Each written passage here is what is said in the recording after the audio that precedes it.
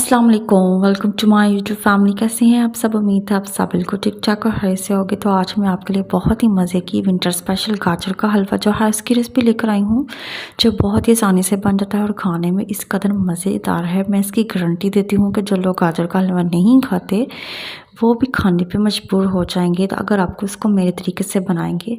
तो यहाँ पे मैंने इसको तकरीबन 3 तरह से मैंने इसको डिश आउट किया है, 3 तरह से मैंने इसकी डेकोरेशन की है। आई डोंट नो आप लोगों को जो है कौन-सी इसकी डेकोरेशन अच्छी लगती है। तो बहुत ही डिलीशियस बनता है, आप इसको ज़रूर ट्राई कीजिएगा। तो बहुत ही मज़े की ये रेसिपी है और बाज़ार से भी ज़्यादा जो है ना ये अच्छा बनता है।